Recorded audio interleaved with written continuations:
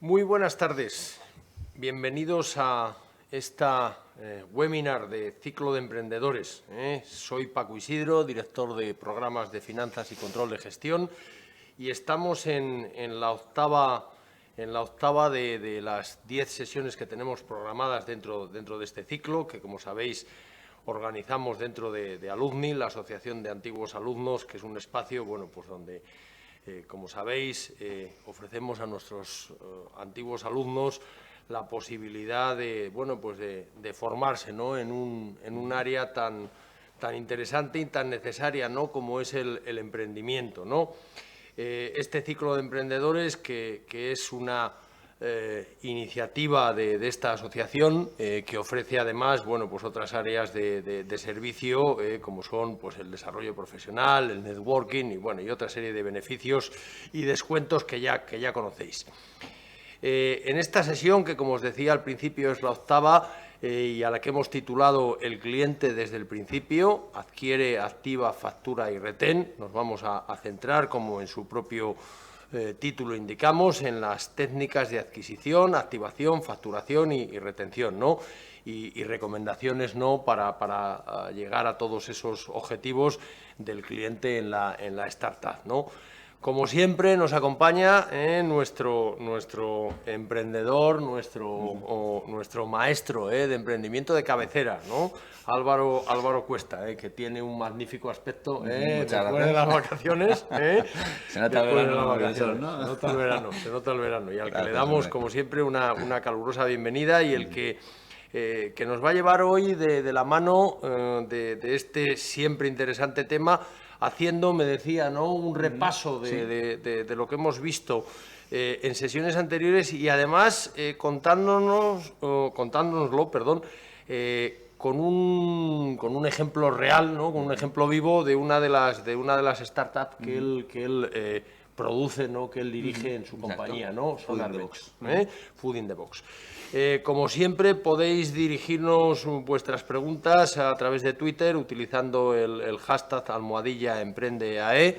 Esperamos, como siempre, que vuestra participación sea activa, como en otras ocasiones.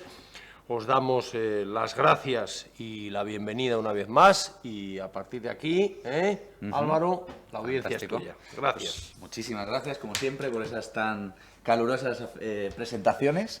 Y por supuesto, yo de maestro, nada. Aquí yo vengo a contar mis experiencias y bueno, pues sobre todo espero que sean de interés para los que están al otro lado, a los que, pues una vez más, agradezco también que estén ahí.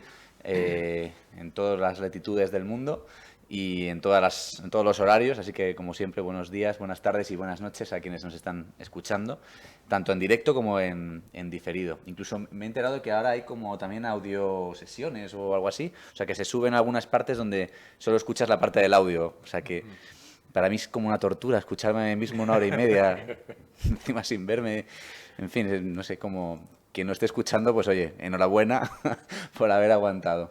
Bien, como llevamos desde el mes de julio, es decir, llevamos más de un mes sin hablar y sin darle continuidad, hoy quería hacer una especie de curso, de clase, de sesión de recopilación. Ya sabéis que me gusta recopilar entre 7 y 12 minutos todo lo que hemos ido viendo, ¿no? Pero en este caso, dado que he visto en el guión del curso que había una temática que se basaba en temáticas que ya hemos visto, es decir, lo que era Metrics for Pirates y lo que era desde la adquisición hasta la retención del cliente y la facturación, etcétera, pues lo que he pensado es, vamos a hacer lo siguiente, vamos a hacerlo mucho más práctico, vamos a darle un toque nuevo y fresco a estas clases y vamos a intentar utilizar una de las startups, insisto, no por hacer promoción, que nosotros damos servicio solo a Madrid de momento, así que no hay ningún interés comercial detrás de todo esto, sino puramente experiencial. Es decir, creo que si puedo aportaros algo es la experiencia y mis errores sobre todo. Entonces, la idea de esta clase es analizar todo el temario que hemos ido viendo utilizando como ejemplo una de las startups de Sonar, que es Food in the Box. ¿De acuerdo?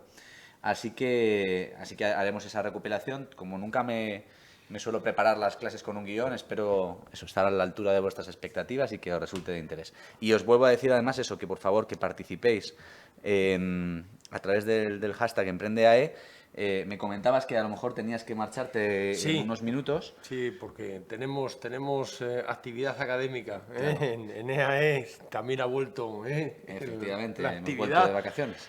Y Entonces, lo digo tenemos porque yo actividad. estaré pendiente, o sea, no es que esté aquí whatsappeando mientras os cuento esto, sino que estaré pendiente yo del hashtag y me podéis preguntar durante toda la charla y no solamente esperar hasta el final, sino que si yo veo alguna pregunta mientras estoy charlando y contándoos mi libro, me podéis interrumpir y os la puedo contestar, ¿de acuerdo? Así que me voy a poner, si os parece, el hashtag EmprendeAE para que estemos todos en la misma...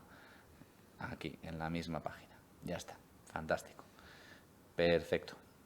Pues bien, vamos a hacer una recopilación. Si os acordáis, empezamos hablando, y era el objeto de este curso completo, de cómo crear una empresa de éxito, una startup de éxito. En primer lugar, analizamos también que el éxito como tal, pues lo define cada uno, pero en definitiva, yo partía de mi propia definición de éxito, que es haber hecho algo independientemente del resultado. El resultado podía ir muy bien, podíamos vender a Google por 200 millones o al menos llegar a casa con la sonrisa puesta y sabiendo que hacemos lo que nos apasiona y lo que nos gusta. Pero que al menos lo hemos hecho, sea cual sea el outcome que llaman, el resultado, al menos siguiendo unas metodologías adecuadas para que todo lo que esté en nuestra mano, que hayamos podido hacer, lo hayamos hecho, y con las motivaciones correctas. Cuando digo correctas, me refiero a aquellas que le sirvan a cada uno para alcanzar lo que queremos siendo emprendedores. Cada uno lo que quiera, ya sea la felicidad, la autorrealización, el dinero para poder comprarse un Ferrari o para ligar más, lo que queráis, pero al menos que esté alineado con vuestro propósito, ¿de acuerdo? Y por tanto, para ello, lo primero que analizábamos era el emprendimiento como una semilla dentro de un ecosistema y analizábamos pues cuáles eran los elementos que había que tener en cuenta a la hora de elegir ese ecosistema, esa semilla de empresa, ¿no? Y vimos lo que era un ecosistema emprendedor, los elementos que conformaban un ecosistema emprendedor, analizamos varios, la cultura, en fin, la universidad, el ecosistema de inversor, la educación, etcétera. Y en este caso, en el caso de Food in the Box, nosotros tuvimos claro que, bueno, por la propia localización de Sonar, el ecosistema donde queríamos plantar Food in the Box era la ciudad de Madrid, no solamente España, sino la ciudad de Madrid, porque entendíamos que era una ciudad con suficiente densidad de población que además cumplía todos esos elementos del ecosistema que habíamos analizado, ¿no? Es decir, había universidades, había gente con nivel adquisitivo medio alto que pudiera comprar nuestro producto, en fin, todos los elementos que hemos visto y que no voy a repetir. Por otro lado, vimos en la siguiente clase también cuáles eran los elementos o las competencias que debía tener un emprendedor a la hora de lanzarse, ¿no? Y vimos un poco las distintas actitudes y aptitudes que debíamos tener. Y vimos tanto pues, cuestiones de perseverancia, de resiliencia, vimos aspectos de integridad, digamos, de ética, de cara también a generar confianza a la hora de traer inversores, de atraer talento y de atraer clientes, ¿no? Y eso, bueno, pues al final nos llevó también a plantearnos cuál era tanto el ecosistema, o sea, los elementos externos, como los elementos internos. Y terminamos con el famoso why, how, what, que he repetido tantas veces, el para qué, el cómo y el qué, y teniendo en cuenta la importancia que tenía el lanzar una empresa, no desde el qué, es decir, de lo que yo quiero hacer, sino del para qué quiero hacerlo. Porque el qué, si recordáis la metodología que hemos ido viendo, iba a cambiar y no podíamos controlarla, no estaba en nuestras manos, entre comillas. Es decir, estaba más en manos del mercado y a partir de ahí nosotros lo único que teníamos que hacer era tener esa sensibilidad hacia el mercado para resolver esa necesidad, pero debemos concentrarnos en la motivación para resolver esa necesidad, en ese why, en ese para qué. Y ahora hablaré un poco, en el caso de Food in the Box, de dónde viene ese para qué, ¿no? Entonces, viendo los elementos externos, internos y el why, how, what, analizamos después lo que eran las metodologías. La metodología Lean Startup, que si recordáis era el concepto famoso de Build, Measure, Learn, de construye, mide y aprende, y que era un ciclo continuo y que se basaba en entender también lo que llaman el Customer Development, que el desarrollo viene a partir del cliente, del mercado, y que para eso había que conocer muy bien el mercado, entender muy bien, no el mercado en términos macro, sino entender muy bien el cliente concreto, qué necesidades tenía, ¿no? Y vimos esa metodología, que también pondremos algunos ejemplos ahora a la hora de explicar la historia de Food in the Box. Y después de esa metodología Lean Startup y Customer Development, analizamos también, estoy hablando de memoria, así que si me dejo algo, pues incluso me podéis corregir aquí también por Emprendeae, pero recuerdo que hablábamos de la parte de cultura, la importancia de la cultura empresarial, cómo además afectaba, y titulamos aquella sesión La cultura se come a la estrategia, y cómo dábamos una importancia que normalmente en este tipo de cursos no se le da. De hecho, es muy difícil encontrar tanto artículos, cursos, etcétera, que hablan de cultura empresarial. Y yo insisto que para mí esa es la clave de una empresa, porque es una especie de caldo de cultivo de todo, del equipo, de los skills de cada uno, de los procesos, o sea, al final es un compendio de todo, es el espíritu o el alma de la empresa, en definitiva, ¿no? Y por tanto analizamos la importancia de cómo una cultura adecuada puede acometer el proyecto que queremos, o como una cultura inadecuada, pues teniendo el equipo, la idea, los recursos, el dinero y todo, pues podía acabar con el éxito de esta empresa y de este proyecto. Después de la cultura, analizamos los procesos, que o sea, pasamos de lo intangible a algo mucho más concreto, mucho más exhaustivo, más digamos, terrenal, como es la industrialización de los procesos, la automatización de los procesos, gestionar el posible crecimiento de la empresa. ¿Recuerdas que comentábamos esto? Y la importancia de tener bien estructurado esto. Casualmente, ayer por la tarde, hablaba con una persona que se incorpora de co-CEO a precisamente Food in the Box, que ha trabajado de co-CEO en una startup que acaba de conseguir 70 millones de dólares en Londres, y que ella era la country manager aquí en España, ¿no? Y me decía una frase que me llamó mucho la atención, ¿no? Me decía: Álvaro, durante 1 año y medio que tenemos de vida, y ya han cerrado una ronda de 70 millones, hemos tenido una persona de marketing. Solo una persona de marketing. Una. Y el resto lo hemos dedicado a procesos y operaciones. A entender el cliente, entender el modelo, lograr las métricas adecuadas. Y una vez los inversores han entendido que nuestras métricas son increíbles y que tenemos una operativa y una tecnología suficientemente potente como para asumir el potencial de esta idea, es cuando nos hemos ido a unos inversores, les hemos enseñado unas métricas que, si no las hubiéramos tenido, todo esto hubiera servido para nada, y les hemos pedido 70 millones de dólares y nos lo han dado. Entonces, bueno, pues y todo esto sin haber facturado prácticamente nada. Y de verdad, no es humo. No confundáis el que no hayas facturado con que esto sea lo que llaman los americanos bullshit, ¿no? O sea, no es bullshit, de verdad. Es puro criterio de inversión. Es decir, me comentaba además, más concretamente, dice, un inversor que era de Barcelona, de estos señores que pusieron los 70 millones, pues lo que miraba principalmente, la métrica que más le gustó, fue la recurrencia del cliente. Entonces, dice, a mí me da igual que tengas 200 clientes. Lo que quería era entender que esos 200, cuántas veces compran al día o a la semana, o al mes, o al año. Entendiendo eso, y entendiendo lo que les costaba captar cada uno de esos clientes, y el margen que tenía por cada uno de ellos, 70 millones, ¿de acuerdo? Entonces, así de aparentemente sencillo. Bueno, lo que quiero con esta anécdota es hacer hincapié en que las operaciones, en unos negocios más que en otros, son muy importantes. No solamente el producto en sí, porque en este caso no era un producto, era un servicio, sino la parte operacional es muy importante.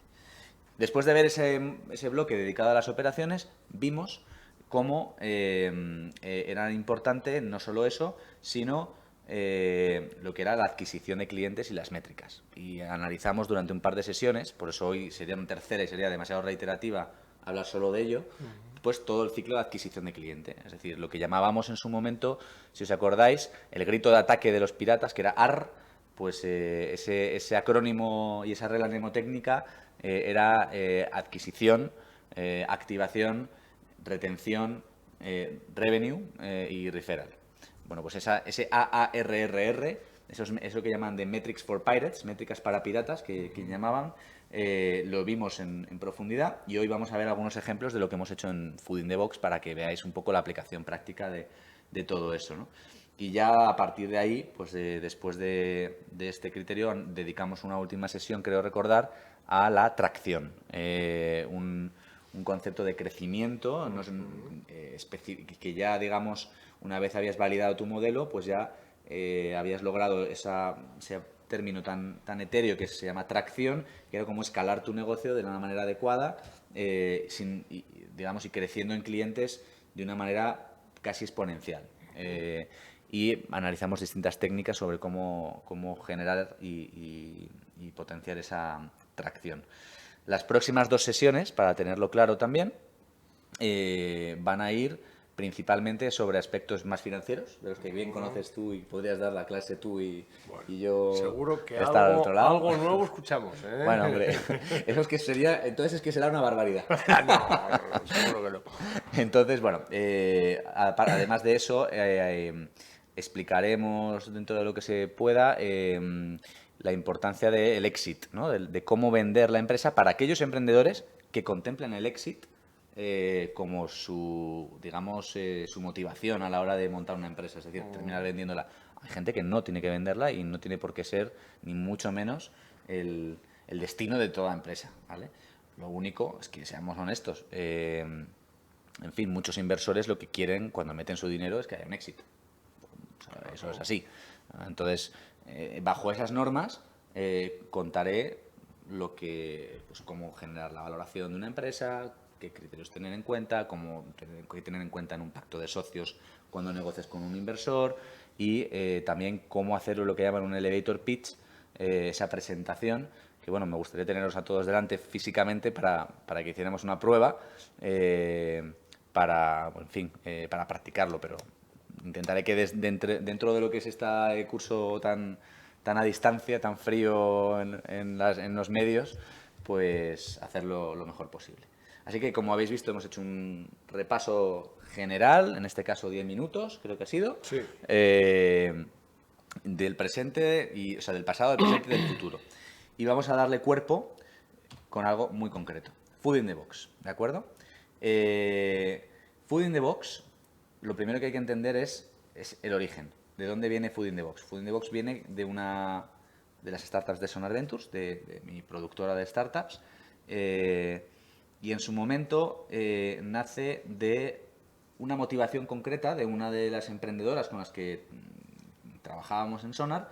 Ella era venezolana, es venezolana, y tenía la motivación de, bueno, pues que cuando estaba aquí en España no encontraba comida internacional, y ese era su para qué. Entonces nació de ahí y comenzó como una forma de dar a conocer, por un lado, a los españoles un poco de lo que era la gastronomía internacional, y por otro lado, a los extranjeros también darles la oportunidad de comprar y acercar la comida de su país pues en este caso a España. Era un servicio además a toda España. Así que bueno, dentro de la sencillez lo llamamos lo que era comida en una caja. Pero en inglés ya sabemos todos que parece que todo mola más, ¿no? Suena mejor. Sí. Esto se lo digo yo mucho a mis alumnos, ¿no? Sí, hasta los sí. Insultos. Iba a hacer un chiste, pero no sé si es de mal gusto. Pero... Bueno, voy a hacerlo porque no es de mal gusto, ¿vale? Y ya sabéis que yo no me puedo tal. Pero no sé por qué.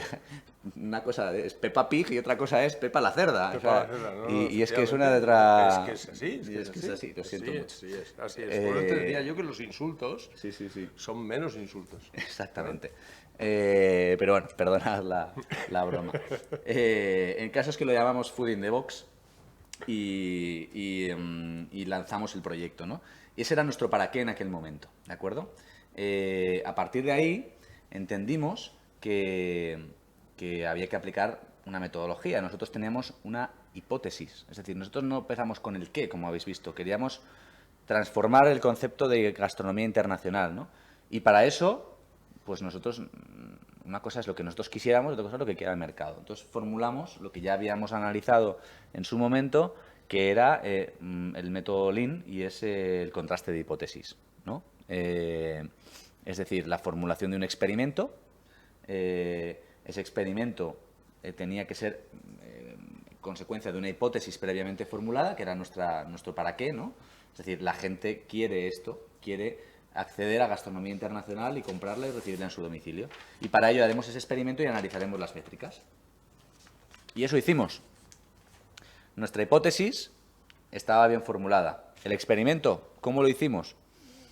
Bueno, pues de una manera sencilla. Utilizamos una plataforma que se llamaba Shopify, Shopify,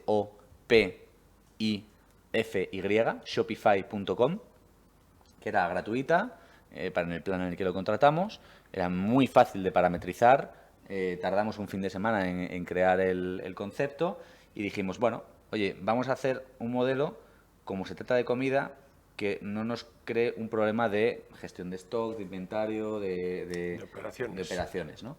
Y dijimos, bueno, lo que mejor lo resuelve es el tema de la suscripción. Y además, como era algo rotativo, dijimos, y en aquel momento estaban de moda además los modelos de suscripción, ahora ya se está viendo que es un poco la panacea, pero realmente no es tan válido como la gente cree. Porque al final la gente se acaba cansando de recibir el producto y tal, ¿no? Entonces, formulamos ese experimento y dijimos, bueno, pues es muy fácil porque tenemos, por un lado, unos alimentos, pero que sabemos que el pedido lo vamos a hacer al final del mes, cuando sepamos todos los pedidos que vamos a tener. Con lo cual era fácil formular ese experimento.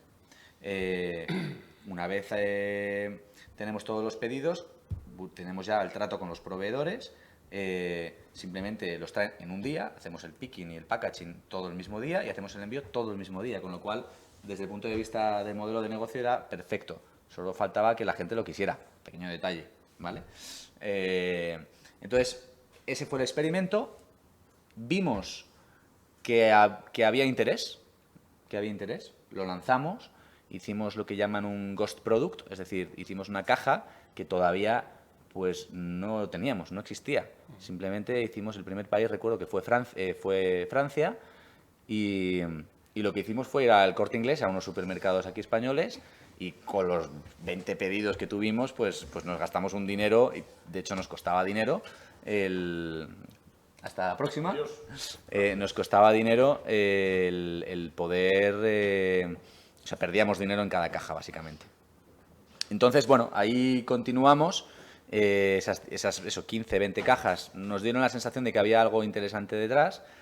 Fuimos creando una comunidad. Cada mes crecíamos en usuarios y eso hacía que el modelo fuera rentable, pero vimos que al final era muy complicado hacer de esto un modelo rentable.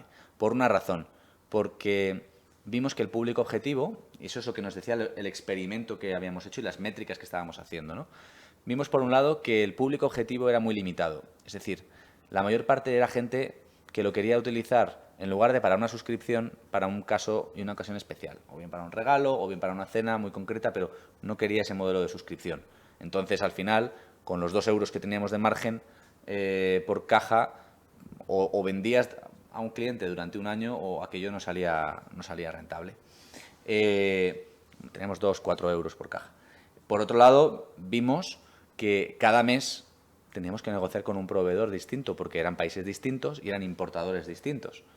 Entonces, negociar con un importador, a veces era un importador, otras veces era un restaurante, otras veces era una tienda de ese país. Claro, conseguir comida de Líbano o de Rusia pues no es tan fácil, ¿no? Precisamente era nuestro valor añadido. Y vemos que eso generaba mucha fricción y que no compensaba al final porque no era una necesidad que satisfacía a gran parte de nuestro mercado. Era simplemente a un nicho muy concreto de gente que le gustaba la cocina y, por tanto, bueno, pues quería probar cosas nuevas. Y eso era un tamaño de mercado muy pequeñito. Con lo cual, hicimos algo crítico y fundamental y que afortunadamente en la cultura startup está bastante generalizado, por lo menos aquellas que funcionan, que es lo que habíamos hablado, ¿no? Habíamos hecho primero el Build, Measure, Learn, habíamos construido, habíamos medido y habíamos aprendido. Todo esto con muy poco coste. Pero vimos que los datos y las métricas nos decían algo. Por tanto, al principio hicimos lo que llamábamos iterar, es decir, hacíamos pequeños ajustes, subíamos el precio, bajábamos el precio, vendíamos suscripciones por 3 meses, por 6, mes a mes, en fin, esos son pequeños ajustes en el modelo de negocio que se llaman iteraciones, ¿de acuerdo? Y que son simplemente reformulaciones de la hipótesis y de los experimentos para ir perfilando, para llegar a lo que en la metodología Lean Startup se llama el Product Market Fit, es decir, cuando el producto y tu mercado entran en esa tormenta perfecta y en esa confluencia, ¿no? En ese flow, que es un poco el santo grial, precisamente, además de la atracción, de cualquier startup, ¿no? Encontrar aquello que el mercado quiere y sin mucha fricción. Entonces, después de varias iteraciones vimos que aquello no acababa de llegar. Por tanto, ¿qué es lo que tienes que hacer ahí? Pues tienes dos opciones, o cerrar la empresa o lo que llaman pivotar. Pivotar es un cambio significativo en el modelo de negocio. Perdonadme aquellos que ya lo sepáis, que me habéis escuchado antes, pero hay mucha gente que lo escucha por primera vez y otros que se les ha olvidado a pesar de haberlo escuchado. Entonces, pivotar es eso, un cambio significativo en uno de los aspectos de tu modelo de negocio. O bien en el tipo de cliente, incluso a veces en tu producto. Ejemplos claros de pivotación, pues hemos tenido, pues yo qué sé, o sea, Instagram ha hecho varias pivotaciones. Al principio era una red social donde se compartían muchas cosas, luego se centró en el tema de las fotografías. Pinterest ha pivotado en varias ocasiones. Podemos poner muchísimos ejemplos de algo que aparece siendo una cosa y acaba siendo algo que no tiene nada que ver. Y hay muchos ejemplos a lo largo de la historia que demuestran que la idea original no tiene absolutamente nada que ver con la idea final, ¿de acuerdo? Con lo cual pivotamos y dijimos, vamos a ver, luego os contaré el por qué y el para qué. Pero vimos que de esa parte de cocina internacional que veis en ese slide, en esa diapositiva, lanzamos lo que hoy es el modelo de negocio de Food in the Box, que además podéis visitarlo en la web, más que nada para entenderlo, para ver lo que os estoy contando y tal, ¿no? Foodinthebox.com o foodinthebox.es. Bien, ¿esto a qué nos lleva esa pivotación? Nosotros pivotamos ya ni siquiera desde el mismo para qué, sino que cambiamos nuestro para qué. Eso sí que es una pivotación de la esencia de la compañía. Porque nos habíamos dado cuenta que nuestro para qué, es decir, la gente realmente no necesitaba acercar la comida internacional a su gastronomía. Por tanto, íbamos a buscar algo que nadie quiere. Eso es como, pues eso, si alguien quiere hacerme un favor que yo no le he pedido, ¿no? Pues, ¿para qué? Pues no te molestes, ¿no? Es decir, el mercado no demandaba eso. ¿Por qué? Pues máxime en algo que nosotros no habíamos entendido al principio, que es que la gastronomía española es tan potente, es una de las gastronomías más potentes del mundo, con todo el respeto a las vuestras de vuestros países, pero históricamente, pues la francesa, tal, todas tienen sus cosas, ¿no? Pero en España la cultura gastronómica es muy fuerte. Y por tanto, la gastronomía internacional era algo más residual. Yo al principio me empeñaba en que no era así, pero no puedes ir contra lo que te está diciendo el mercado y las métricas hablan. Y sobre todo los clientes cuando hablas con ellos, ¿no? Y dijimos, vamos a ver, estamos aquí intentando cambiar algo, haciendo esfuerzos que no merecen la pena. Entonces vino Fabián León, un inversor que había entrado simplemente porque le gustaba el modelo de las cajas, la comida internacional y tal. Había sido finalista de un programa que no sé si conocéis, que se llama MasterChef, y había invertido un pequeño dinero en el proyecto. Le encantó el equipo, le encantó Lorena, le encantó Sonar, y entonces dijimos, oye, vamos a ser valientes y vamos a, en mitad de una ronda de inversión, que es una locura, vamos a cambiar nuestro para qué.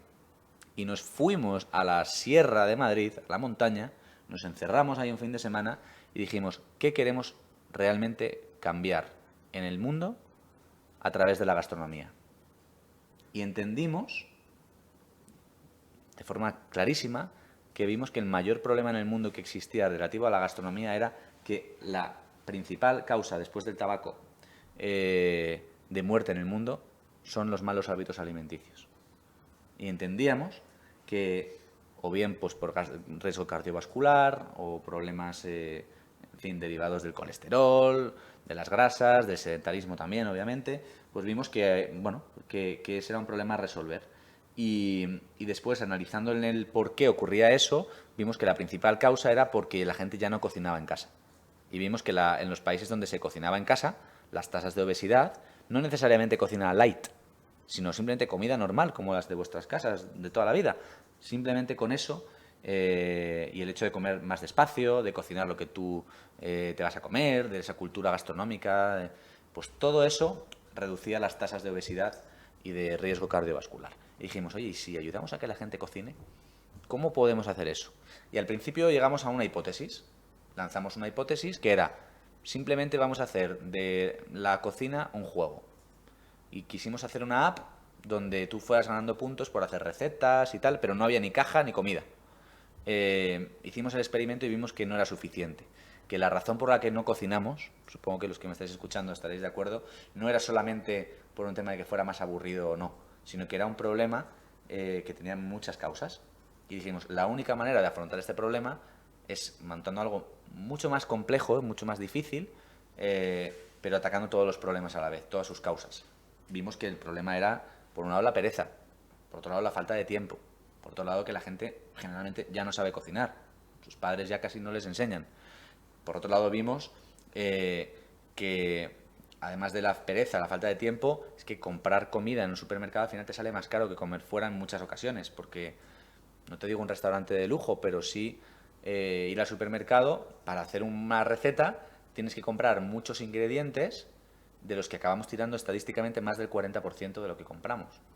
Si encima lo compramos porque vivimos solos o en pareja y no están preparadas las dosis en el supermercado para lo que compramos, para esa estructura familiar, acabamos tirando mucho más. Con lo cual dijimos, vamos a resolverlo de una manera muy clara. Y así dijimos, vamos a, desde la cultura, lograr que ese cambio se pueda hacer. Y dijimos, ¿cuáles son los valores que como compañía tenemos? De ahí la importancia de los valores de la compañía. Y dijimos, bueno, algo que sea fácil, en cuanto a que sea sencillo para el usuario, que no tenga que cocinar de forma complicada, que no le lleve mucho tiempo, que no le complique porque tenga que ir a un supermercado a buscar productos que no encuentra o que no tiene o que luego va a tirar, que sea bueno en el sentido de que los ingredientes, que sea saludable y que sepa bien, y luego que sea flexible, es decir, que esté adaptado a las necesidades de cada uno, porque no todos tenemos la misma necesidad. Unos queremos perder peso, otros queremos ganar masa muscular, otros comer algo que no les lleve mucho tiempo, o en fin, otros cocinan para toda la familia y no es el mismo problema. Con lo cual queremos algo que fuera fácil, bueno y flexible. Y esos fueron los valores que hoy son los pilares de esta empresa, ¿de acuerdo? Al final creamos un equipo muy potente, donde estaba Fabián, creo que le veis por la foto que ese es la celebrity, el de MasterChef, que hoy es co-CEO de la empresa, Diana, que también es CEO de la empresa, Sonar, que somos nosotros, y luego un grupo de gente, entre gente joven, todos la verdad menores de 25, que están en temas de desarrollo de negocio, de producto, etcétera. Y eso me lleva a hablar de la importancia del equipo, que hablamos también en otras clases, ¿no? Cómo tienen que ser perfiles complementarios y que den respuesta a las necesidades de cualquier startup. Entonces, por un lado teníamos a Diana, que es una fuera de serie en estrategia y en desarrollo de negocio, y que había trabajado para multinacionales y que tenía experiencia en análisis estratégico, etcétera. Fabián conoce muy bien el sector gastronómico, muy bien a todos los bloggers, a los influencers, etcétera, y además le da mucha credibilidad al proyecto por el hecho de que una persona muy conocida en televisión esté al frente de este proyecto. Y luego tenemos a gente, pues a David, que es un experto en producto, en tecnología, y por otro lado en marketing. Tenemos una persona para comunicación, que tiene esa capacidad de, pues eso, de comunicar y de intercambiar, pues tanto a través de Twitter, de Facebook, etcétera, las distintas impresiones y opiniones con los clientes. A Dani, que es un business developer y que nos ha cerrado reuniones súper interesantes con grandes empresas, y a Lucía, que venía de la cocina y que era una ejecutora en la parte de cocina y gastronomía y que nos ayudaba a preparar las cajas, etcétera. Y entonces, ¿qué es lo que sale de ahí? ¿Qué sale de este equipo, de estos valores, de este problema que queremos resolver, de este why, de este how y este what? Pues bueno, os digo que vayáis a la web de Food in the Box y lo veáis. Básicamente, Food in the Box es una empresa que pretende ofrecer a todos los clientes una nueva manera de comprar, de hacer la comida y de hacer la compra online a través de recetas. Esas recetas incluyen en una caja todos los ingredientes en sus dosis exactas, es decir, para hacer un bizcocho de limón te dan los 100 gramos de harina que necesitas o los 200 gramos de azúcar o lo que sea. O el sobre de levadura, no tienes que comprar los 3 sobres o los pequeños tarrines de aceite en lugar de comprar toda la botella. Entonces, con esas dosis y un paso a paso, a veces lo llamamos el IKEA de la cocina, te damos tanto la caja, los ingredientes, las dosis, el paso a paso para cocinar todo lo que necesites. Tanto para ocasiones especiales como para tu día a día en el trabajo y llevártelo en un tupper. Entonces, eso es el qué, pero como habéis visto, viene de un why y viene de un how que viene también a través de esos valores, ¿no? que tanto hablan de la cultura que os he comentado. La gestión operativa. Ya tenemos la empresa, ya sabemos que estamos en España, que tenemos un para qué, que venimos de una pivotación, que estamos haciendo experimentos, ¿de acuerdo? Que tenemos un equipo muy complementario, no es todo el mundo techie, ni todo el mundo comercial, ni todo el mundo de marketing, no, es muy complementario. Y ahora toca lo que os he contado, la parte de los procesos. Pues en algún momento os hablé de la importancia de Trello, Trello.com, Trello.com. Bien, pues esta plataforma nos ayuda. Actualmente estos son los proyectos que están activos, con lo cual es un ejemplo práctico para que lo veáis. Tenemos un board que se llama Sprint, que podéis ver ahí, y ahí simplemente todos los lunes, os hablé la última vez también de esa metodología Scrum, de reunirse semanalmente, analizar los objetivos de la semana anterior que se han cumplido, qué problemas ha habido si no se han cumplido y establecer entre todos los objetivos para la semana siguiente, ¿no? Bueno, pues esa metodología ágil nosotros lo hacemos a través del proyecto que llamamos Sprint. Otra que es desarrollo de negocio y otras, ¿no? En este caso, por ejemplo, yo resaltaría la de gestión de recetas y gestión de pedidos. Entonces, vamos moviendo de una columna a otra los distintos pedidos que van llegando para que no falle nada. Es decir, el que hace una cosa la mueve al estado siguiente y así sucesivamente, de forma que no puede haber ningún error en el proceso de preparación de un pedido y eso hace que podamos escalar y mañana, pues quién sabe, pidamos nosotros también 70 millones de euros para financiar la empresa, ¿no? Para hacerla crecer. Además de la gestión operativa de proyectos, que insisto, por favor, os recomiendo que utilicéis, de verdad no gano nada, no soy comercial de Trello, pero merece la pena que lo tengáis en cuenta porque a mí me ha ayudado muchísimo, ¿de acuerdo? Además de eso, hemos utilizado Slack, que podéis ver ahí. Slack es una herramienta que permite la comunicación entre todos los integrantes del equipo. Es como una especie de WhatsApp o de Facebook Messenger, pero que integra no solamente lo que yo le digo al resto de los equipos, sino que además cada vez que se produce algo nuevo en Trello o que alguien cambia un documento o que alguien ha hecho un tweet de Food in the Box o un montón de cosas, en lugar de llegarnos a un email, nos llega una especie de mensajería de WhatsApp donde nos llegan todos esos mensajes de distintos canales, con lo cual lo tenemos todo unificado en el mismo sitio y podemos comunicar e interactuar de una manera mucho más fácil y cómoda, ¿de acuerdo? Entonces, yo recomendaría, insisto, que utilizaseis Slack. A nivel operativo, sinceramente, gestionamos esta empresa con Slack, WhatsApp y Trello y Google Apps. Os recomiendo que no utilicéis cualquier cliente de email o de Word o Office o Excel o cosas de estas. Es mi opinión personal, ¿eh? Cada uno tendrá luego su situación y sus particularidades. Sino que utilicéis, en fin, herramientas como Google Apps porque nos ayuda muchísimo a compartir documentos, a trabajar en equipos donde el resto de la semana cada uno está en su casa, y que se editan fácilmente, se trabaja de forma colaborativa, etcétera, ¿no? Con lo cual, mi recomendación, que además es prácticamente gratuito, es que utilicéis Google Apps en todo lo que podáis. Así que, insisto, Trello, Google Apps y Slack. Bien, vimos también en el curso la importancia de descubrir a tu cliente. Ya hemos analizado lo que queremos hacer, ya sabemos cómo lo vamos a hacer y con qué metodologías, con qué herramientas, con qué equipos, cuál es nuestra propuesta de valor o cuál es nuestra hipótesis. Estamos haciendo los distintos experimentos, pero muy importante es lo que habíamos hablado, no solamente el Lean Startup, sino lo que llamamos el Customer Development, el diseño y el desarrollo a partir del cliente o del usuario. Pues bien, nosotros hicimos un montón de entrevistas, de hecho alquilamos un puesto en un mercado tradicional de verduras y de frutas, para estar precisamente en contacto con ese cliente. Para que los que se acercaran a preguntar esto de Food in the Box, ¿qué es?, pudiéramos decirles lo típico de me alegra que me haga esa pregunta, y preguntarles nosotros a ellos qué esperaban del producto, cómo lo veían, etcétera, y conocer qué tipo de gente realmente era la que nos iba a comprar, ¿no? En este sentido, es muy importante refrescaros el concepto de Early Adopter.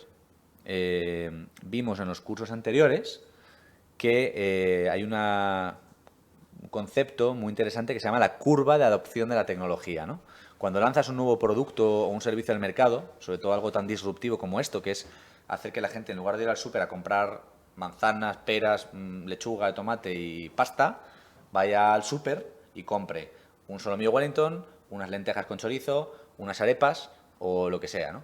Es decir, que ya compre en recetas, no compre en alimentos.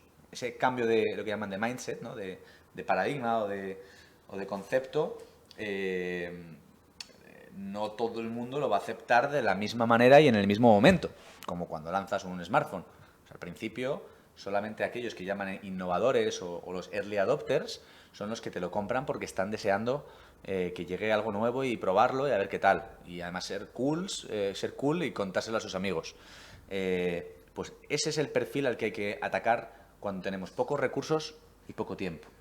Y hay que descubrir quién es ese early adopter, quién tiene el problema realmente que quieres resolver. Y bueno, después de analizar si el early adopter eran los foodies, los aficionados a la comida, vimos que no, que a esa gente le gusta ir ellos al mercado. Hablamos con estudiantes y dijeron, sí, pero yo vivo con mis padres. Los que viven fuera, pues sí, esos tenían un problema de cocina, pero no sabían cocinar. Pero podría ser uno de los clientes potenciales. Lo que pasa es que normalmente lo asociaban a algo caro, no tenían dinero, etcétera, ¿no? Y luego hablamos con profesionales y empezamos a ir a las empresas y vimos que la gente joven que trabaja en empresa, al menos en Madrid, el 30 o el 40%, según qué empresas, comen de tupper. Y vimos que ahí había una necesidad real. Es decir, la gente no puede comer todos los días fuera, y entendimos que esa gente que come de tupper es porque se lo ha hecho en casa. O bien los estudiantes que vienen siempre del fin de semana con su madre que les ha hecho todo y vienen en bloques de congelados y los meten al congelador y van descongelando tuppers, que es un clásico, todos lo hemos hecho. O bien aquellos que tienen que cocinar para toda la semana, se hacen lo típico de siempre, pues es la ensalada, los macarrones con tomate y atún y, en fin, 4 cosas más, ¿no? Y de ahí van iterando y alternando, ¿no?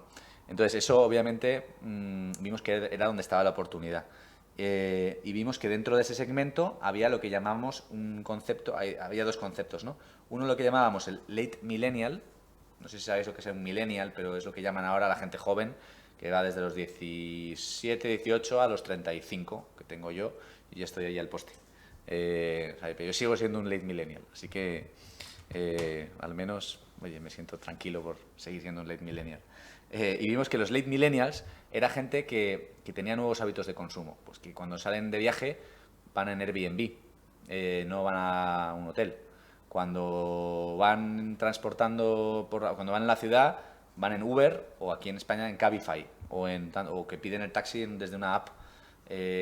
Cuando quieren pedir pizza no buscan encima del microondas donde está el folleto del buzón, sino que van a una app y que buscan un poco qué restaurantes están abiertos para que se las traigan en 45 minutos como mucho. Aunque normalmente suele ser kebabs, pizzas y sushis, con lo cual no es sostenible en el medio plazo. Y esa gente tiene ese problema, está dispuesto a pagar por ello y además le gusta experimentar cosas nuevas. Y vimos que ese era nuestro early adopter. Ese y concretamente también parejas jóvenes que vivían solas, que vivían sin hijos, ¿no? Lo que llaman en Estados Unidos los DINK, Double Income No Kids, es decir, 2 vías de ingresos y sin hijos. Vamos, que están forrados, porque si tienes 2 vías de ingresos y no tienes hijos, puedes estar tranquilo. Cuando tienes hijos, los que sois padres me daréis la razón, a partir de ahí vienen los problemas económicos. Entonces, esos Double Income No Kids son los que entendíamos que podían probar nuestro producto, porque o bien lo compraba uno u otro, pero podía ser incluso un elemento que retroalimentase su vida de pareja y tal. Bien, pues ese es lo que nosotros aprendimos del cliente. Y todo esto viene después de haber hablado, o sea, a lo mejor con 200, 300 personas, hacer entrevistas y entender ese problema. Como habéis visto por lo que os he contado, es un problema que ya conocemos creo que en profundidad. Y ahí vimos el cliente, entre 25 y 45 años, mujeres y hombres, estudian o trabajan, pero en puestos junior o más senior, pero con nivel adquisitivo, suelen vivir en el centro de grandes ciudades. A nivel culinario, pues bueno, se saben hacer unos macarrones o a veces tienen su receta estrella, que es la que usan para ligar, pero de ahí no le saques. Luego ya repiten la misma. Y luego a nivel económico, pues en fin, están acostumbrados a tener un nivel medio alto. Les gusta pues la moda, la tecnología, el diseño, el estilo, la gastronomía, los viajes, internet, etc.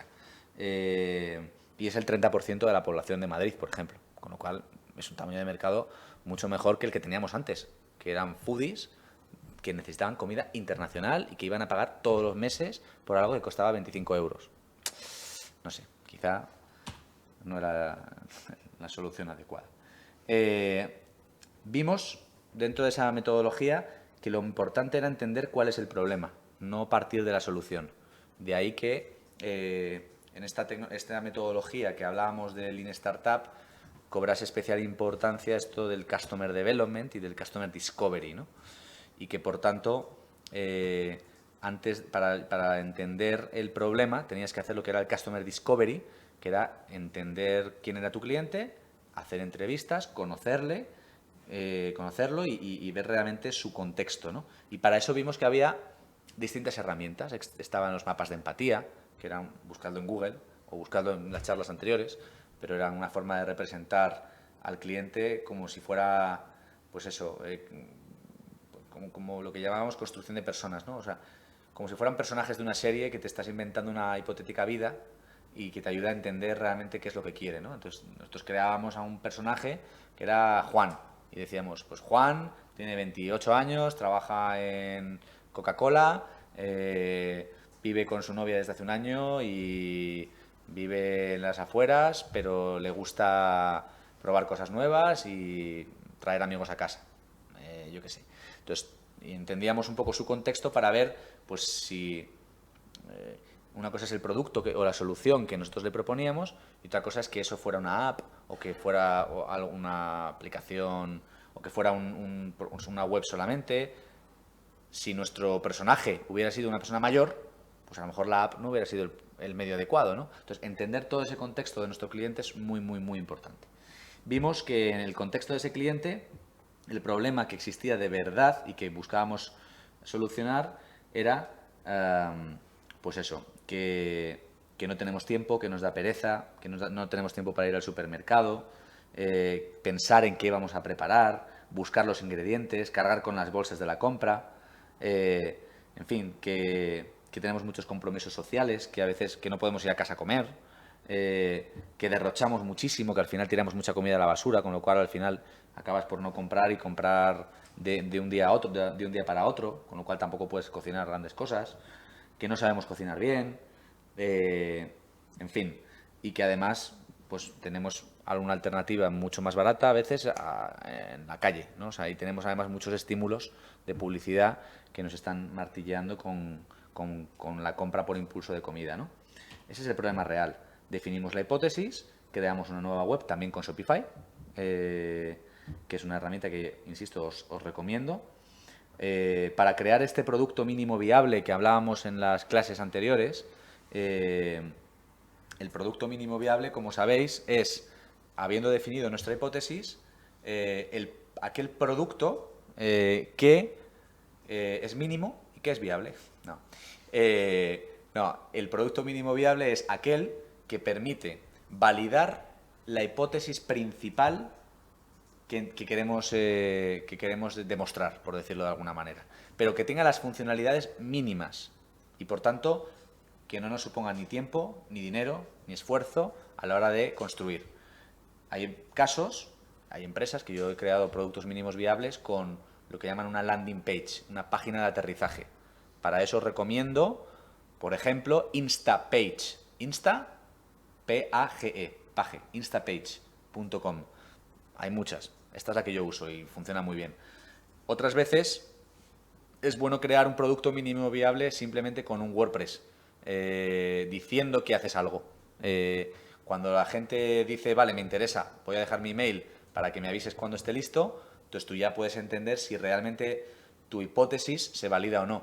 Pero tú querías solamente validar si tu problema era un problema real y si tu solución realmente era una solución que a la gente le gusta y por la que estaría dispuesta a pagar. No quieres validar más, no quieres ni que lo use, si le gusta más, menos, nada más. Simplemente quieres eso, ¿no? Pues eso es un producto mínimo viable. Hay casos de productos mínimos viables que simplemente es una web con un formulario, pero que tú tienes la sensación de que estás interactuando. Nosotros lanzamos Wish.travel, una startup, que hoy ya ha cerrado rondas muy importantes de varios cientos de miles de euros, y empezamos con un fin de semana y un Typeform. Eso es otra herramienta, T-Y-P-E, Type, de escribir, Form, F-O-R-M.com. Con Typeform creamos una serie de formularios que cuando el cliente los ve no tiene la sensación de estar en el típico formulario web y que ayuda muchísimo a que tú visites esa web, veas ese formulario y parece que estás navegando en una página eligiendo algo, metes tu email y al final recibes el correo con toda esa información del usuario, incluso puedes hasta vender algún producto a través de ese formulario. Echadle un vistazo porque es otra de las herramientas de construcción de productos mínimos viables. En nuestro caso utilizamos Shopify. ¿Por qué? Porque cuando se trata de vender algo que tiene varios productos y tienes que crear una plataforma de e-commerce, pues normalmente yo suelo usar dos cosas. O bien lo que llaman WooCommerce, W-O-O-Commerce, con dos M's, .com, WooCommerce, que es una plataforma basada en WordPress, que casi todos conoceréis, o esta que para mí es más fácil, porque no requiere nada de conocimientos de programación, que es Shopify. Ya os lo he dicho antes, S-H-O-P-I-F-Y, shopify.com. Y es muy fácil y puedes crear una tienda básicamente en 10 minutos y estar saliendo al mercado con una pasarela de pago y con todo. Insisto, no me llevo comisión de esto, hay muchísimas otras alternativas y muchas de ellas son mejores que Shopify. Esta es simplemente la que conozco y la que he usado en muchos proyectos y me ha ido bien. Bien, por tanto, esa fue la hipótesis que definimos. Esta web, bueno, de hecho podéis verlo. O sea, la web que hay ahora de Food in the Box no lo parece, pero está hecho con Shopify. Entonces, en fin, cualquiera podría pensar que está hecho por programadores mucho más expertos y más caro, ¿no? Bien, después analizamos, después de haber creado el producto, definimos las métricas. Si vamos a hacer un experimento, ¿cuáles son las métricas que vamos a usar? No sabremos cómo medir el resultado del experimento, ¿no? Entonces, nosotros queríamos entender varias cosas. Por un lado, queríamos entender que la gente estaría dispuesta a comprar recetas en lugar de alimentos, ¿vale? Y otra hipótesis era que en sí mismo el modelo podía ser rentable. Porque todo el mundo nos decía, en plan listillo, y algunos de vosotros lo estaréis pensando, que esto es demasiado complejo, para cada pedido. Es decir, te van a decir, sí, a lo mejor lo quieren, pero es que recibir cada caja y montar cada pedido con lo que tú quieres es algo muy complejo a nivel operacional y no tiene nada que ver con un modelo de suscripción que solo montas un pedido un día al mes, ¿vale? Aquí es pedidos todos los días y cada pedido es único, ¿de acuerdo? Bueno, pues nosotros nos decidimos hacerlo y lo hemos demostrado que se puede. Se puede siendo creativos y aplicando ingenio.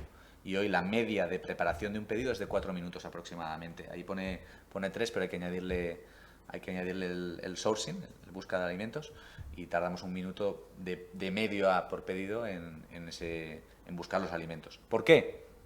Pues por varias razones. Porque nos hemos ido a un mercado de abastos, que llaman, es decir, un mercado tradicional, con lo cual no tenemos stock y toda la fruta, verdura, carne, pescado, marisco, etcétera, directamente la compramos en el momento a todos los puestos que tenemos a 10 metros de nosotros. Punto número 1. Segundo, porque nosotros cogemos todos los pedidos que nos han llegado la noche antes de la misma manera que hace un restaurante y hace el pedido para el día siguiente. Y manda a los proveedores durante la madrugada los ingredientes que quiere. Pues nosotros lo que hacemos es un pedido global de todos los pedidos que nos han llegado el día antes y le decimos a todos los proveedores que nos lo tengan listo para las 9 de la mañana. Y lo tenemos listo y además troceado para nuestras porciones. Y los alimentos no perecederos, directamente hacemos un pedido online a un supermercado, cualquiera, con los que trabajamos, y luego ya nosotros hacemos la dosificación. Pero lo pedimos el día anterior y nos llega por la mañana a primera hora el día siguiente. ¿Qué quiere decir esto? Porque a nosotros luego a eso le damos un markup del 15%. Ese sobrecoste no se lo repercutimos al cliente final porque como le damos menos porciones, el cliente acaba pagando menos. Yo puedo comprar 1 kilo de harina, se lo voy a vender a un 15% más caro, pero no le voy a vender 1 kilo, le voy a vender 100 gramos, que es lo que necesita. Con lo cual va a pagar un poquito más en términos relativos, pero mucho menos en términos absolutos. No sé si me explico. Con lo cual, esa hipótesis teníamos que demostrárselo a los inversores, si no, no se lo iban a creer. Y todo esto que os estoy contando de algo tan concreto es para que entendáis las tripas del proyecto y cómo todo esto que estoy contando es la aplicación práctica de todo lo que hemos ido viendo, ¿no? Entonces, esas métricas hemos visto montado de caja, hemos hecho experimentos y cada vez hemos ido puliendo cómo mejorar ese proceso. CPA, para los que no os acordéis, CPA es Cost per Acquisition, coste de adquisición. ¿Cuánto nos cuesta conseguir un cliente nuevo? A día de hoy lo tenemos estable en 19. Entre nosotros un poquito más, ¿vale? Un poquito más, 25 realmente. Pero se ha estabilizado y en un futuro puede que llegue a 19. Es lo que queremos. Nos cuesta 25 euros realmente, siendo honestos, captar un cliente. ¿Qué quiere decir esto? Pues que de toda la inversión que nosotros hacemos en marketing, en campañas de Facebook, en campañas de Google, de AdWords, en pagar a bloggers para que nos escriban un post hablando de nosotros, en regalar cajas gratuitas a influencers para que escriban acerca de nosotros, en hacer flyers para repartir cerca del mercado para tener clientes que estén cerca y ver qué tal funciona en proximidad. Todo lo que invertimos lo repartimos entre el número de clientes que conseguimos al mes y nos sale el coste de conseguir un nuevo cliente. Bien, obviamente en cada caja nosotros a lo mejor nos llevamos 3 euros de margen porque los precios son muy baratos, es igual o más barato que un supermercado, no os penséis. Pero, ¿qué ocurre? Donde está la salsa secreta está en la recurrencia. Si ese cliente me compra una caja, yo estoy perdiendo en mi negocio 19 euros.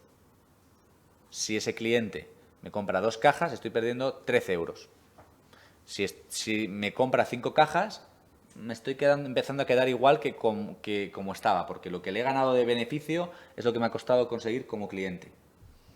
Pero la media de uso de un usuario en un supermercado es de 7 años. Es decir, cuando tú compras de forma fiel en un supermercado, suele ser de 7 años. Por tanto, Si nosotros entendemos que ese cliente va a estar con nosotros de una media de 7 años, tenemos lo que llaman la LTV, que es otra métrica muy importante, por eso quedaros con esto que es súper importante. CPA, coste de adquisición, LTV, ¿de acuerdo? El Lifetime Value es básicamente el margen neto que nosotros tenemos por caja, vamos a ponerle 4 euros por cada caja que nosotros vendemos, ¿no? O por cada pedido que hacemos, ¿no? El número de pedidos que tenemos a la semana o al mes, multiplicado por el número de meses, nos da X euros de margen al año. Multiplicado por el número de años que va a estar ese cliente con nosotros, nos da un total de 597 euros por cliente. ¿De acuerdo? Que en realidad, siendo honestos de nuevo, se queda en 400. ¿Vale? Esto es lo que decimos a los inversores para que quede mejor. Que no es menos cierto, pero tiene matices. ¿Vale? Entonces, lo importante es que ellos están invirtiendo, si mañana meten 70 millones de euros, están invirtiendo en captar clientes a 25 y están obteniendo un beneficio, un retorno por cada cliente dentro de 7 años de media de 500 euros aproximadamente, de 450. Es un negocio que tiene, por tanto, escalabilidad. Lo que necesitas demostrar que también es escalable a nivel operativo. Es decir, que todo eso lo podemos hacer sin unos costes operacionales grandes, ¿no? De ahí los tiempos de medición son tan importantes, ¿de acuerdo? Bien, por eso no es que fuera menos honesto o no, sino que cuando hablaba de los 400, aquí hace justo bien, está bien hecho la media entre los 597 de un tipo de producto y los 176 de otro, ¿vale? Con lo cual la media es de 400, que es lo que yo os decía. Bueno, pues esos son los KPIs clave. Como veis, cada experimento nos tiene que medir estas cosas. Estos son nuestros indicadores, pero vosotros tenéis que tener los vuestros propios. Lo importante es que tengáis muy en cuenta que al menos la LTV y el CPA son muy importantes. ¿De acuerdo? El LTV de Starbucks, por ejemplo, creo que lo llegué a comentar en otra de las clases, es de, creo recordar que era uno de los 25.000 dólares por cada cliente. Cuando vosotros entráis en un Starbucks por primera vez, Starbucks cree que ha ganado con vosotros 25.000 dólares. Porque estima que el tiempo que vais a ser clientes potenciales de ese servicio es de 25 o 30 años. O sea, durante los próximos 25 años va a existir Starbucks y irán o no, o a veces están un año sin ir o tal, pero el cómputo es de 25 años. Y de todas las veces que vais a la semana, al mes, al año, por esos 25 años, al final, si hacéis las cuentas, en Estados Unidos la media es de 25.000 dólares aproximadamente. Ellos invierten en captar a un cliente 600. Es decir, cuando habéis entrado por la puerta de ese Starbucks, habéis costado de media 600 euros a Starbucks para que estéis ahí. Si tienen en cuenta todo lo que gastan en publicidad, en marketing, etcétera. ¿De acuerdo? Con lo cual es otro negocio redondo, porque ellos invierten 600 euros y ganan 25.000. Así, grosso modo, ¿vale? Todo esto con muchos matices. Bien, como habéis visto, estamos repasando todo lo que es el concepto del curso, desde el para qué, el cómo, el equipo, cómo afecta eso a la cultura. Esa cultura genera unos valores que entre todos consensuamos. Entendimos cuál era nuestro cliente, lo conocimos muy bien, formulamos nuestras primeras hipótesis, fuimos iterando, en algunos casos, como visteis, pivotamos, definimos nuestras métricas clave después de y utilizamos unas metodologías de Scrum, de gestión de proyectos, unas herramientas como Trello o Slack o Google Apps. Oye, y pues fue yendo bien, no todo es música celestial, porque ha sido un proyecto muy duro, ¿no?, de gestionar, pero bueno, muy apasionante. Y ahora llega el momento de empezar a captar clientes, ¿de acuerdo? Tenemos ya un puesto en el mercado, tenemos todo esto creado y ahora entramos a lo que era el funnel, el embudo de conversión, que hablaba de las métricas para piratas, ¿no?, de adquisición, activación, retención, revenue y referral, como el ciclo de cliente. Pues bien, os voy a poner algunos ejemplos concretos de cómo nosotros adquirimos usuarios. ¿Adquisición qué es? Pues adquirir visitas básicamente a la web. Gente que entra por primera vez a la tienda que tenemos. En este caso nuestro e-commerce, pero que puede ser una tienda o un restaurante o lo que sea. Es alguien que entra un poco curioseando a ver qué pasa, qué hay, qué es lo que es, tiene interés, ¿de acuerdo? Y eso, pues, ¿cómo ha llegado a nosotros? Pues normalmente ha sido a través de un amigo o un conocido o porque lo hemos traído nosotros. Entonces, ¿cómo lo traemos? Invirtiendo en anuncios en Google, en Facebook, incluso ahora empieza a haber anuncios en Instagram y dentro de poco, y en Pinterest. Y hay muchas técnicas, ¿no? Pero esto es lo que llaman SEM, Search Engine Marketing, marketing de buscadores. O lo que llaman SMM, Social Media Marketing, ¿de acuerdo? Esto es técnicas de lo que llaman, perdonad el número de siglas, pero es que en marketing online todo es así, ¿no? PPC, Pay Per Click. Estos son campañas de pago por clic. Yo estoy pagando, básicamente, de forma resumida, unos 15 céntimos o 20 céntimos por cada visita que llega a mi web de Food in the Box. Bien, imaginemos que tenemos 1000 personas que esta semana han llegado a Food in the Box. ¿Por qué? Pues porque me he gastado dinero he invertido dinero en esas campañas de búsqueda, o bien en SEO. Si ponéis el SEO en el fondo es como las redes que tiráis al mar para ver cuántos peces, bien entendido esto, cuántos peces llegan a nuestras redes, ¿no? Afortunadamente, como tenemos muchas recetas puestas en la web, mucha gente entra buscando esas recetas porque quieren cocinarlas o quieren ver cómo se hacen y llegan a Food in the Box. Y nosotros no hemos gastado nada. ¿Por qué? Porque aparece la receta en la parte izquierda del buscador. Cuantas más recetas tengamos, más posibilidades tendremos de que nos encuentren. ¿De acuerdo? Eso es una vía de captar, de adquirir clientes o usuarios en este caso, a través del SEO, del posicionamiento en buscadores. Newsletter, pues es otra vía, mandando un email. ¿Cómo? Pues teníamos suscriptores del modelo anterior que nos compraban comida internacional. Puedes pagar empresas de email marketing que te dejan mandar la newsletter que tú quieras a gente que ha autorizado a esa empresa a recibir ofertas. No te dan las direcciones de mail, es lo que llaman email marketing. No te dan las direcciones de mail, sino que tú les mandas el email que quieres enviar, ellos lo envían y si compran o van a tu web, entonces tú ya puedes gestionar esas direcciones. ¿De acuerdo? Es lo que llaman permission marketing, entre otras cosas. ¿Vale?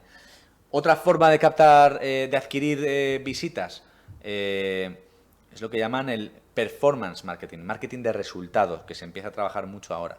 Es decir, hay empresas que te cobran simplemente no por traerte una visita, sino por traerte a alguien que ha dejado su correo electrónico en tu web.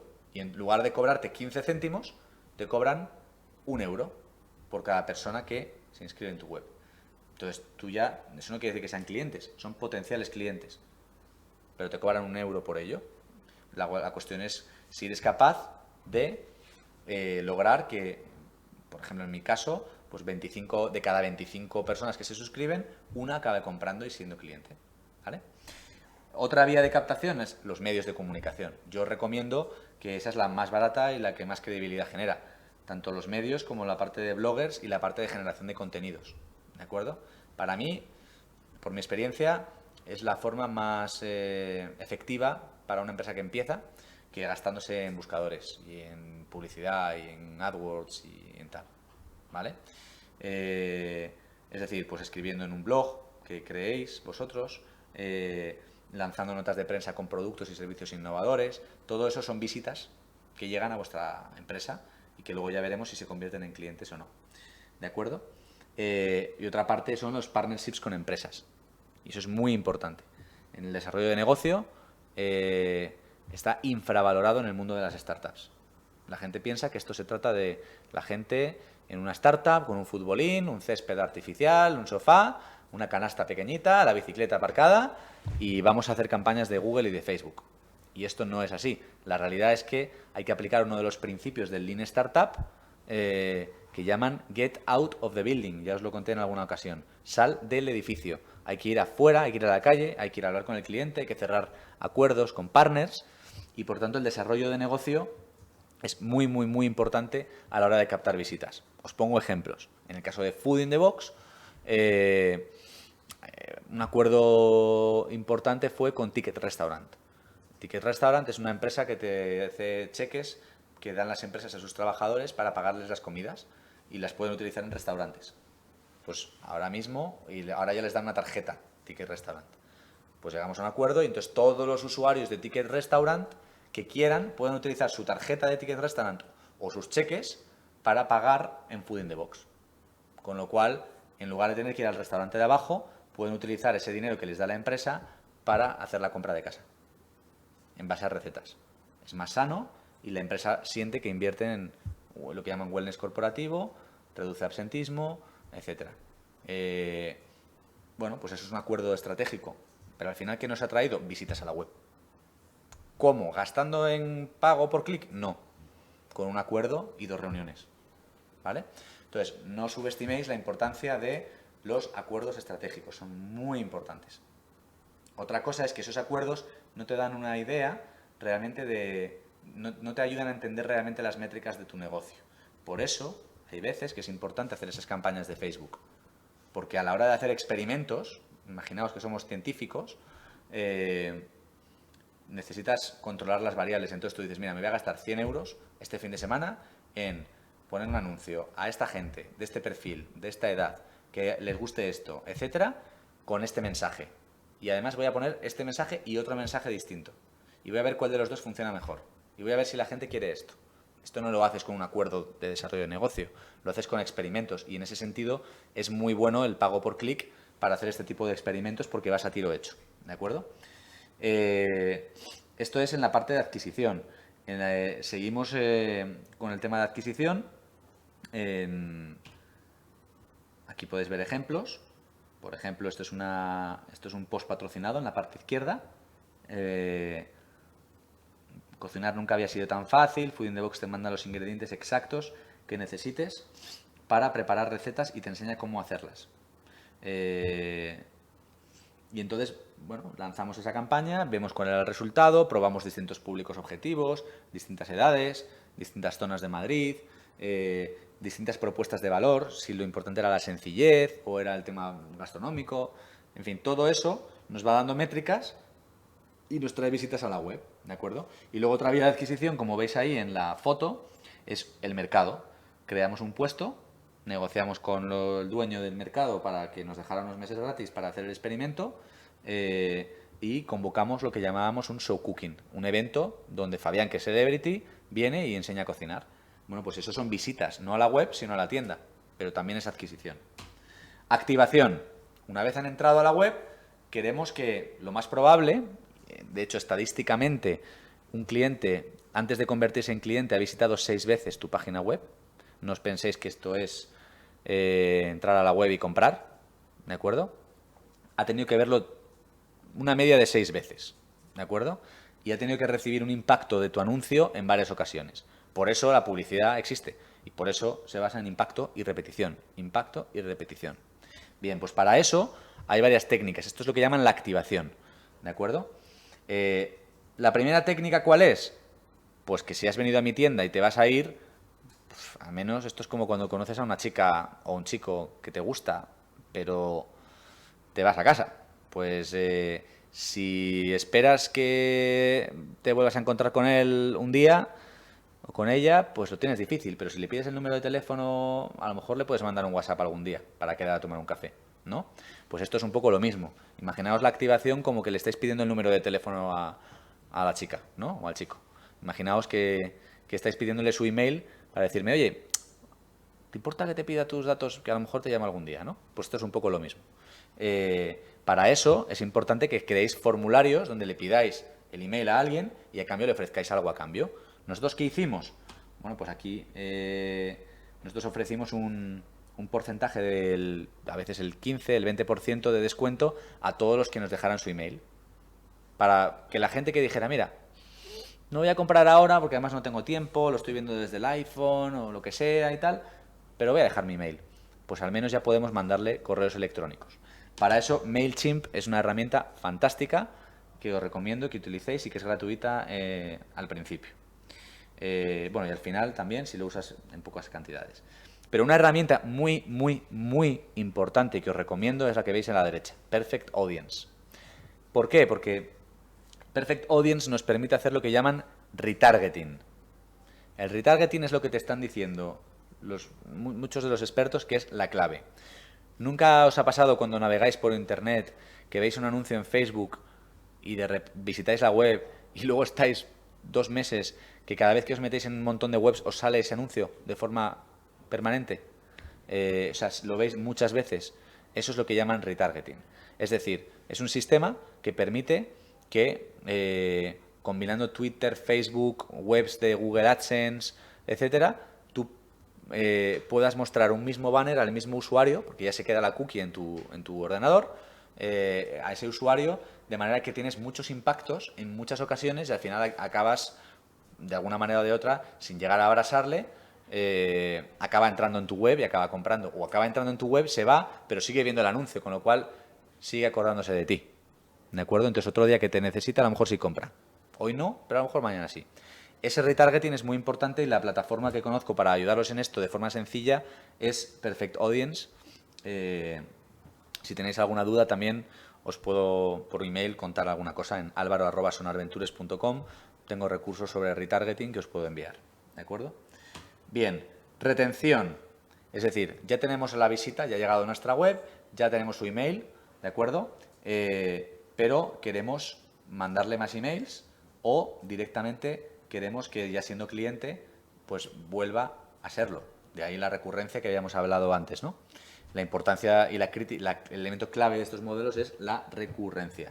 Es donde está el dinero y es donde este señor de Barcelona le dijo a mi socia que habían metido 70 millones porque les gustaba esto de la recurrencia en este modelo, ¿vale? Pues ahí, ¿qué hay que hacer? Pues, oye, mandar descuentos. Veis ahí un cupón de descuento que ofrecemos aquí un 10% si lo usas en las 2 próximas semanas. Otra retención es un tema súper interesante. Cuando un cliente hace un pedido, hay una aplicación que utiliza el recibo de compra, que es algo que todo el mundo recibe cuando hace una compra, pero no tiene más que el recibo de compra, confirmación de pedido. Pues esta aplicación lo que hace es que te mete otros productos que podrían estar asociados a tu perfil de cliente para que en ese mail puedas hacer en un futuro o en ese momento otra compra más. Eso aumenta la retención, ¿de acuerdo? O muchas veces la retención hace, pues yo qué sé, pues la interacción, por ejemplo, en redes sociales aumenta la retención. Referral.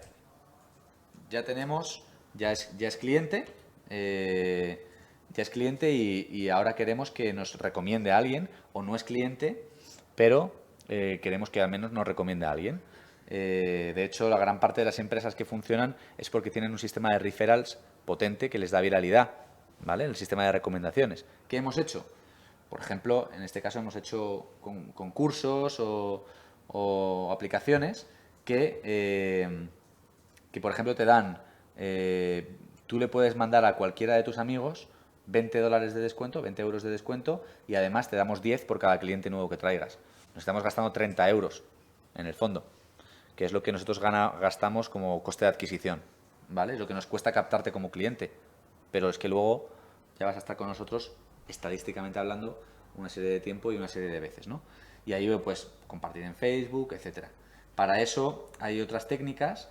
Yo os recomiendo, por ejemplo, que hemos utilizado lo que llaman los giveaways o los concursos con una aplicación que se llama, por ejemplo, Rafflecopter.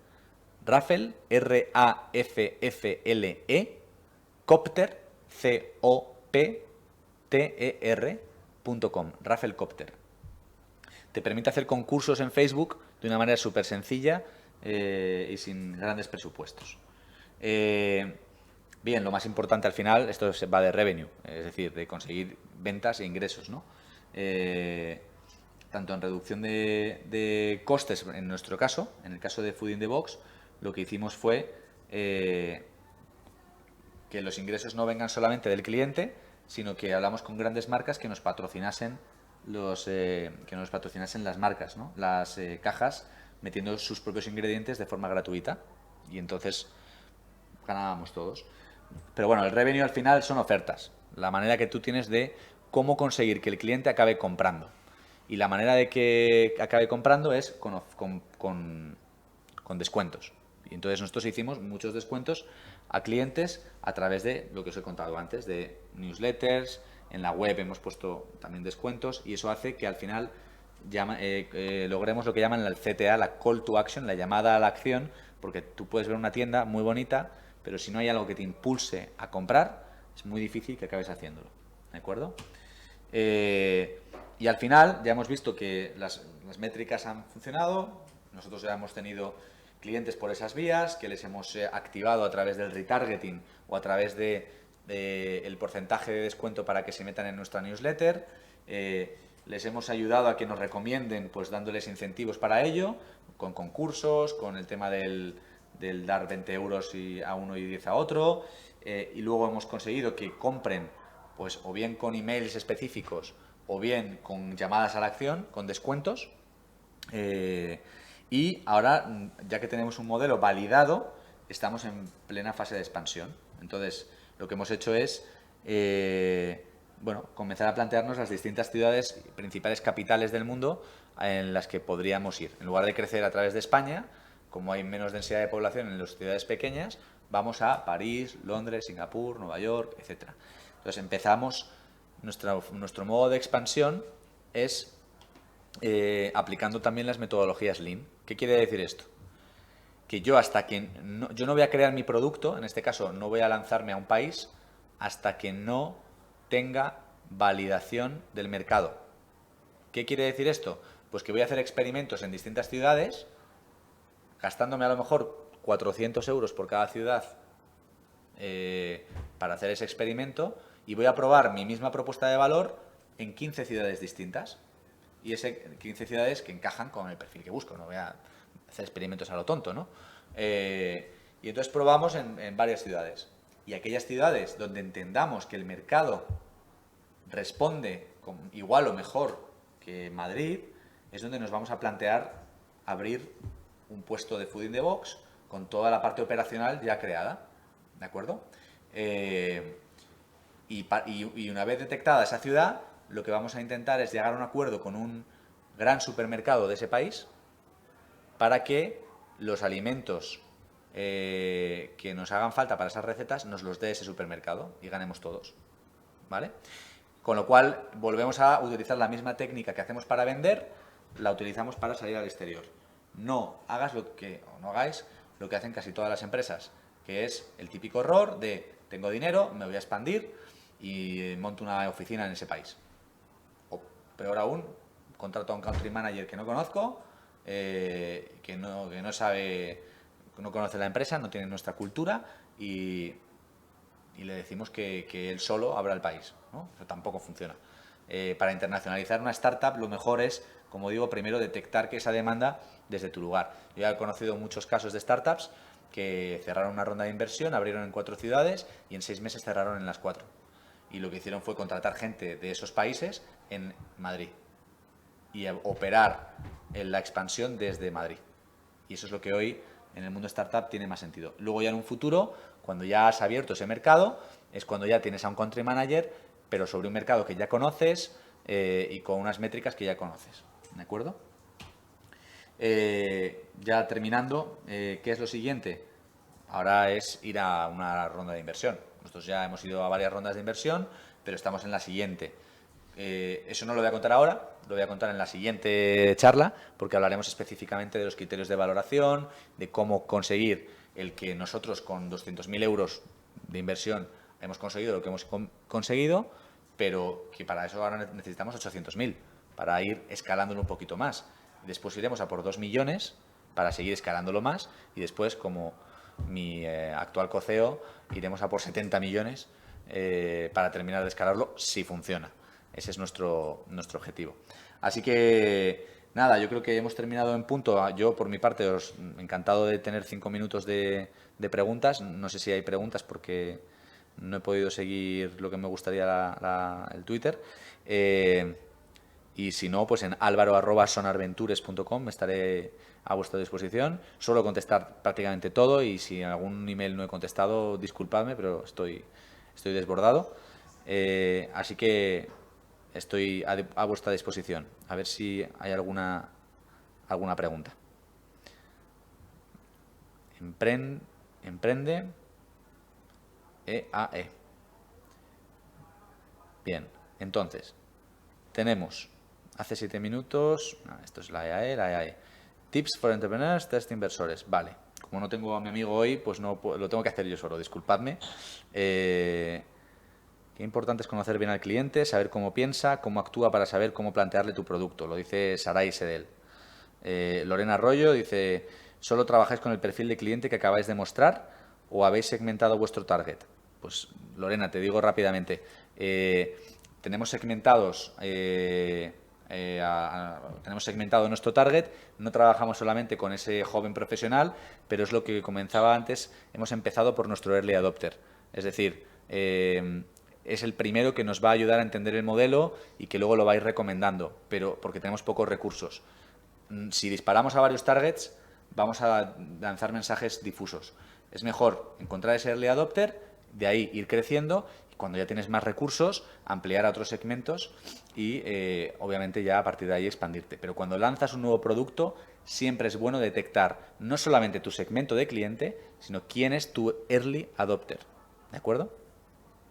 Diego Laverde, EAE, estoy montando una app que pide lo que quieras. Pide lo que quieras. Quería preguntar cuál es la mejor forma de hacerle la publicidad. Bueno, ahora mismo te recomiendo también que veas M, que ha lanzado Facebook.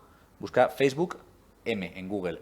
Es una app de pide lo que quieras que combina la parte automática de Siri y la parte manual de las apps manuales. O sea, hay gente detrás que optimiza lo que dice la máquina, ¿no? La mejor forma, yo de momento, las que he visto en España, lo que están trabajando muy bien es la parte de medios, porque es algo muy, muy, muy novedoso y por tanto te diré que trabajases muy bien las relaciones públicas y la comunicación. A día de hoy es lo más barato. Después, depende de cuál sea tu modelo de monetización. Si el pide lo que quieras va sobre un porcentaje de descuento, tienes que ver cuál es tu porcentaje medio, o sea, de un porcentaje de comisión sobre lo que estés intermediando, tienes que ver cuál es tu margen medio para saber cuánto te puedes gastar en captar a ese usuario. Si puedes, yo creo que trabajaría muchísimo en este caso la parte de Facebook.